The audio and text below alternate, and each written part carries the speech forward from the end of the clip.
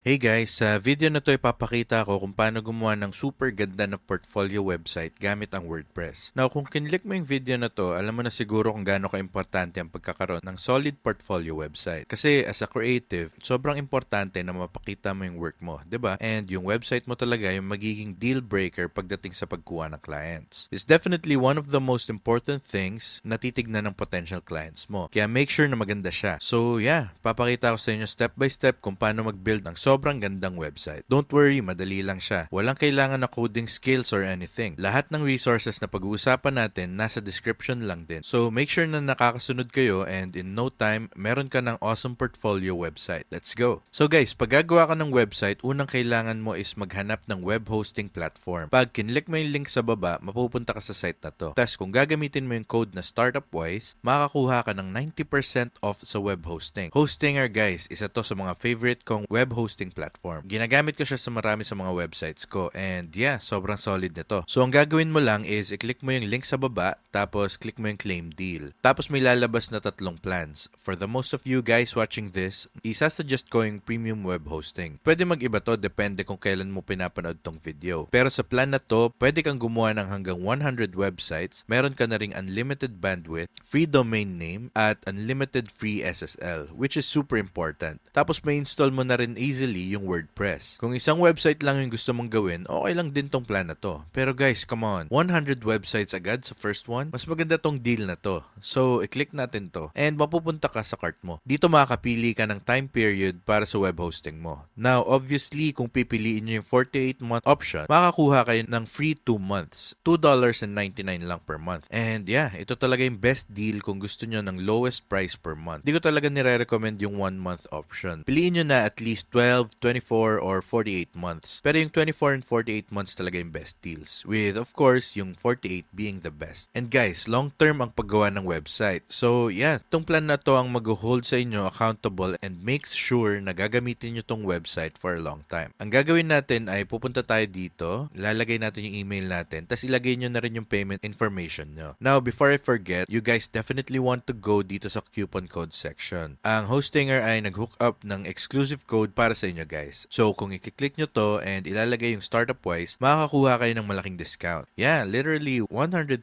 lang ngayon for 4 years ng web hosting, which is unheard of. Of course, ilalagay nyo lahat ng information nyo and click ang secure payment. After nun, makaka-login ka na sa account mo and yung unang gagawin natin is claim yung free domain natin. Click ko to dito, tapos sabihin na natin na gusto natin yung Charlie Chang Creative. Tignan natin kung available to. Punta tayo sa .com, check availability, and awesome, available siya. Pero kung hindi, pwede kayong pumili ng .co, .io. Di ko nire-recommend na piliin yung .net or iba pa. Yeah, swerte tayo. So, i-click natin yung claim domain. Kasama na to sa plan natin, so free siya. Pag nalagay mo na lahat ng information, kailangan mo i-register yung domain. And it just takes a couple of minutes. Now, let's go back sa domain dashboard natin. Tapos, punta tayo sa premium web hosting. Click natin yung setup dito and mapupunta tayo sa setup process para sa website mo. Since gagawa tayo ng bagong website, iselect natin to. Tatanungin ka kung gusto mong gumamit ng WordPress or mag-build gamit yung hosting or website builder. Now, since tungkol sa paggamit ng WordPress ang video na to, iselect natin yun. Pero syempre, pwede kayong pumili kahit anong gusto nyo. Pagkatapos nun, kailangan mong gumawa ng login details para sa WordPress account mo.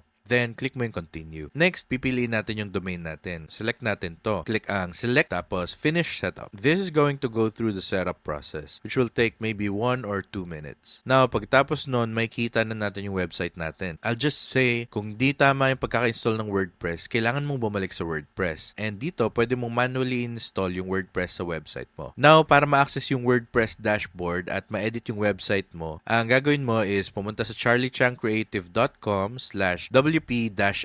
Siyempre, palitan mo yung sarili mong domain. Yung pag-a-add ng wp-admin sa dulo ng URL mo ang magdadala sa'yo sa login page. I-enter natin yung login details natin before and pag naka-login na tayo, magiging ganito na ang itsura niya. So, yung unang ginagawa ko palagi is pumunta dito sa settings tapos permalinks. Lagi kong pinapalitan to sa post name. Mas magmumukhang malinis yung website mo with the actual URL. So, kung gagawa ka ng post or page, magiging mas maayos yung itsura. I-click natin yung save save changes, tapos after nun, punta tayo sa appearance. Now, basically, dito mo pipiliin yung theme para sa website mo. As you guys can see, 2023. Ito yung default theme na nakaselect ngayon. So, ang gagawin natin is pumunta dito sa Add New Theme at makikita nyo guys na sobrang daming themes dito. Ang suggestion ko sa inyo ay mag-browse lang kayo. Tingnan nyo kung may bagay na theme para sa portfolio website nyo. Now, kung may makita kayong maganda na bagay sa website nyo, edi go with it. Yun na siguro yung easiest way para makagawa ng website na mabilis. And don't worry guys, kasi kung napili nyo yun, tas gusto nyo palitan later, no problem. Madali lang mag-switch ng theme.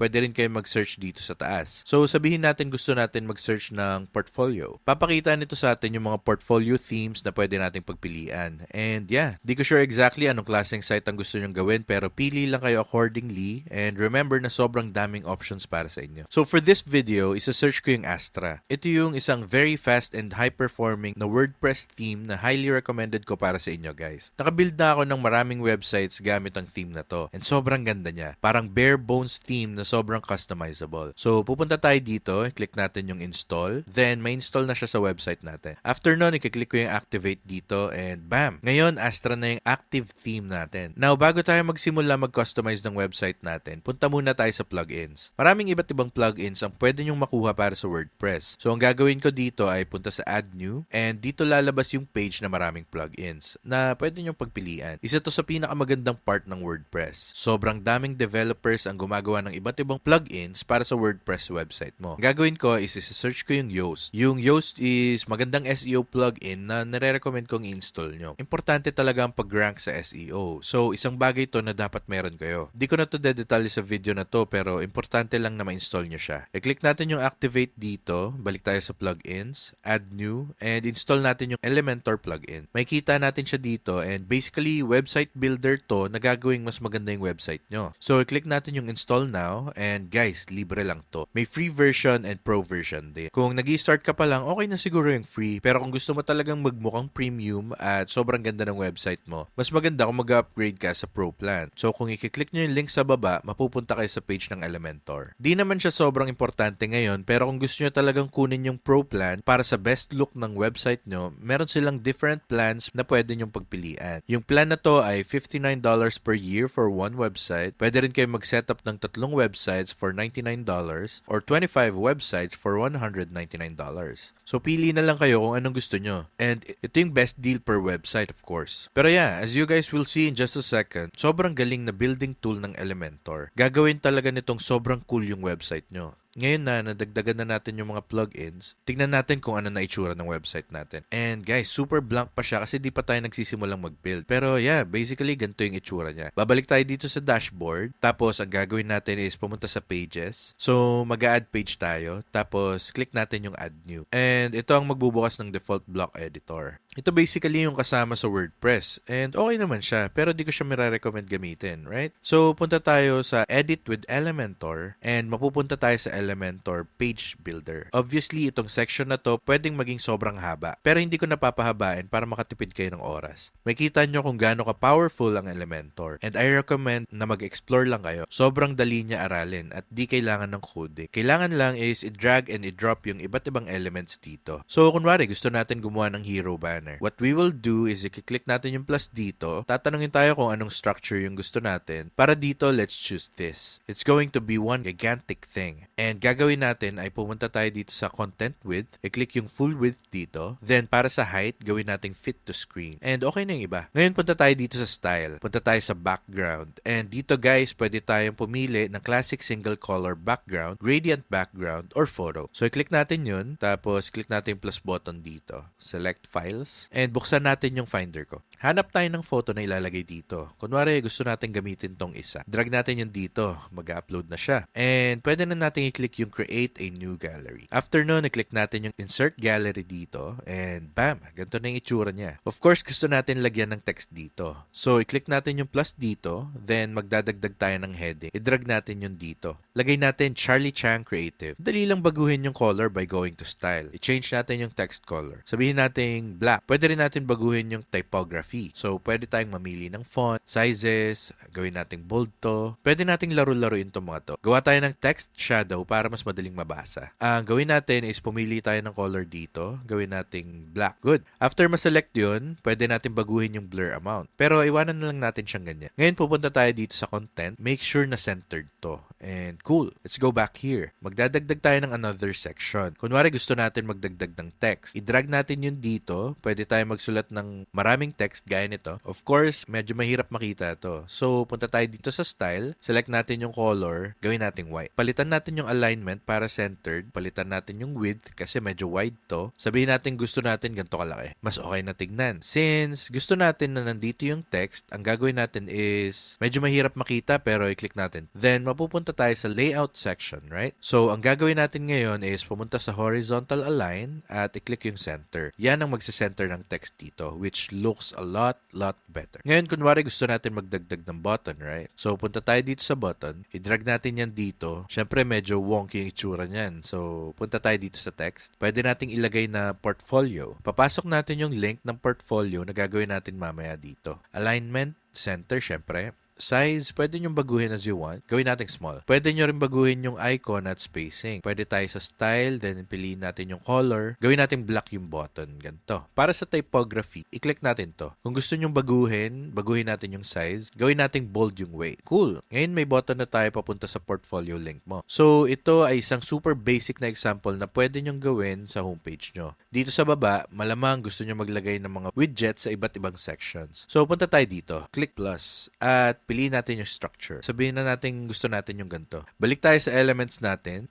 Tulad ng nakikita nyo, marami sa mga elements na to is available lang sa Pro subscription ng Elementor Pro. Kung gusto nyo ng ganito, kailangan nyo mag-upgrade. Pero tulad ng sabi ko kanina, it's well worth it. Ginagamit ko rin ng Elementor Pro para sa mga websites ko. At sulit na sulit talaga. So again, kung gusto nyong makuha ang Elementor Pro, nasa baba yung link. Ngayon, kunwari gusto natin magdagdag ng icon dito. Pwede tayong maglagay ng text, syempre, at pwede rin tayong maglagay ng header sa taas. Pwede nyo gawin yan sa lahat ng tatlo. Pwede nyo silang i-duplicate side by side. It's really up to you guys. Pwede nyo rin simulan yung pagbuo ng gallery nyo dito. So, ito na yung actual portfolio nyo. Pwede nating i-click yung plus dito, select this, and yeah, kung gusto nyo gumawa ng portfolio at may Elementor Pro kayo, pwede nyo tong i-drag dito. Tapos, make sure na i-click nyo yung publish. Yun ang magsisave ng page. At ngayon, may kita nyo na wala pa tayong menu dito sa taas. So, ang gagawin natin is pumunta dito, click natin yung exit page, tapos balik tayo sa pages. Click natin yung edit dito, and pwede na natin palitan yung info para sa page na kakagawa lang natin. Pangalanan natin siyang home, at i-click natin yung update dito. Na kunwari gusto mo nang simulan yung actual portfolio section mo, di ba? So, click natin yung add new dito, then pwede mong gamitin ulit yung Elementor para buuin yung page na to. Basically, pwede mong gamitin either portfolio feature kung gusto mong mag-pro, o pwede mong gamitin yung gallery dito. Maraming ways para gawin to. Pwede mo ring i-drag yung mga images na gusto mo. So, click natin to. Punta tayo sa style at pwede nating baguhin yung width ng lahat ng yan. Para sa content, click natin to choose an image. Kunwari, gusto natin ilagay itong isa. Okay? Pasok natin to. Click insert media. And bam! Ngayon, may image na tayo na ganyan. Marami pang ibang ways na pwede mong gawin to. So, pakita ko sa inyo. Kung pupunta ka sa plugins at i-click mo yung add new, pwede nating i-search yung portfolio. At makita mo maraming developers ang gumagawa ng iba't ibang plugins.